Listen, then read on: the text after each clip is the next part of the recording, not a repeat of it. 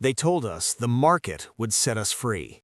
What they didn't tell us was that freedom came with a price tag, and only billionaires could afford it. The world we live in today, where a handful of people can buy influence, bend laws, and outspend entire countries, didn't happen by accident. It wasn't born in Silicon Valley. It wasn't created by innovation alone.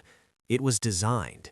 And it started in the late 1970s, inside the offices of two leaders who promised to save the world from chaos, Margaret Thatcher and Ronald Reagan. To understand how we ended up in a billionaire-run world, we need to go back to a time of fear, the crisis that changed everything. In the late 1970s, the global economy was breaking down. Britain was called the sick man of Europe. Inflation hit 25%. Labor unions could shut down entire industries overnight.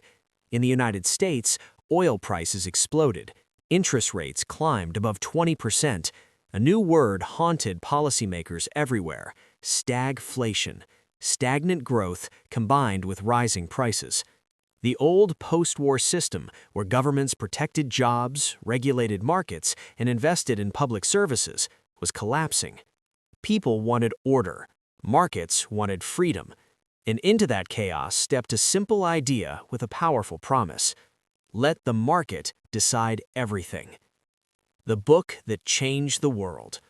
Thatcher and Reagan found their answer in the same place, the ideas of economist Milton Friedman. Friedman believed government wasn't the solution, it was the disease. Markets, he said, were naturally efficient. If you removed rules, cut taxes, and let competition run wild, prosperity would follow. It sounded clean, scientific, inevitable, but it ignored one uncomfortable truth: markets don't exist without power. Thatcher's shock therapy. When Margaret Thatcher took power in 1979, she detonated the economy. Public spending was slashed, interest rates were raised, a brutal recession followed. Unemployment doubled, factories closed, entire towns collapsed. To Thatcher, this wasn't failure, it was discipline. She believed inflation was the real enemy, and pain was the cure. When coal miners went on strike in 1984, she crushed them. Police flooded mining towns. The strongest labor union in Britain was broken. The message was clear: lords no longer had power. Reagan's smile, same medicine. Across the Atlantic, Reagan sold the same ideology but with a smile. In 1981, he cut the top income tax rate from 70% to 50%. By 1986, it fell to 28%. He promised the wealth would trickle down. It didn't. It flooded upward. The richest 1% nearly doubled their share of national income, while wages for ordinary workers stopped rising. Then came the warning shot to labor. When air traffic controllers went on strike, Reagan fired 11,000 workers overnight. From that moment on, every worker understood the new rules. You are replaceable. The great power shift. Before Thatcher and Reagan, labor and capital negotiated. After them, capital dictated. Job security vanished. Wages stopped matching productivity. Speculation replaced production. And something else changed too. Governments stopped protecting citizens and started protecting markets. Selling the state. Thatcher privatized Britain piece by piece: telecom, gas, electricity, airlines, public housing. Millions bought their homes under the right to buy scheme.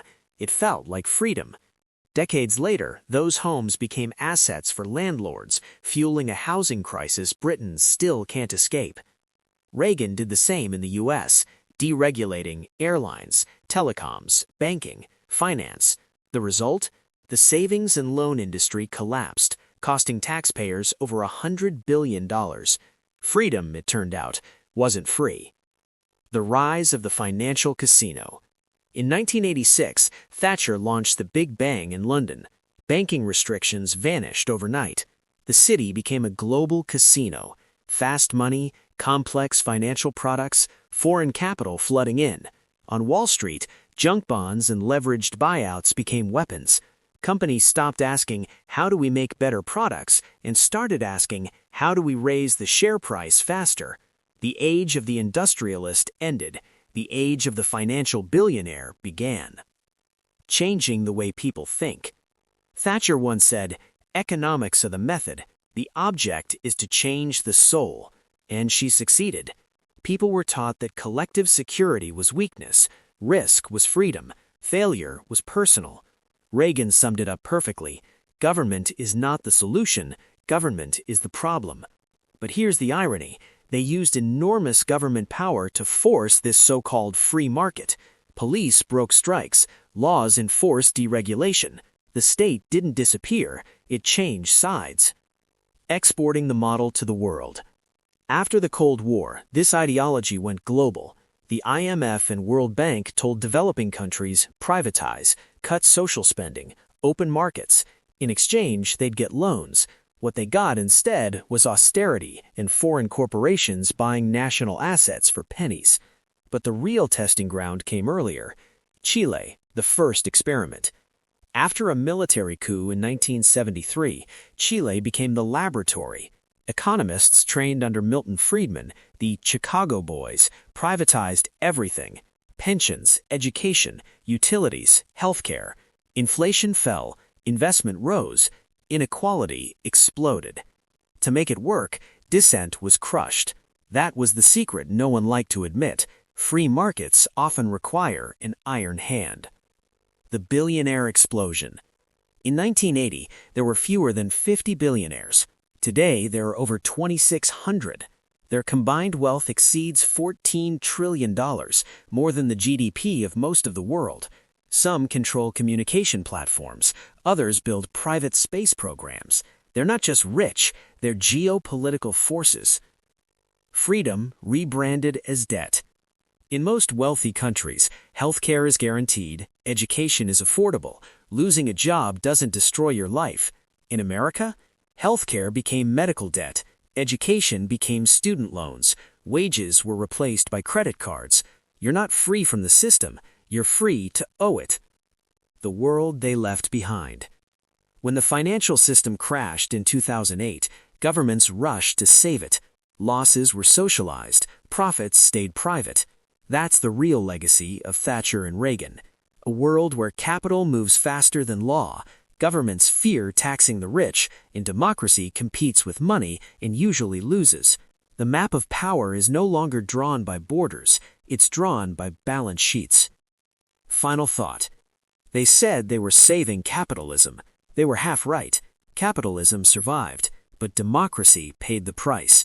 And if you don't understand how this world was built, you'll spend your life working inside it, wondering why you can't get ahead while someone else gets richer in their sleep.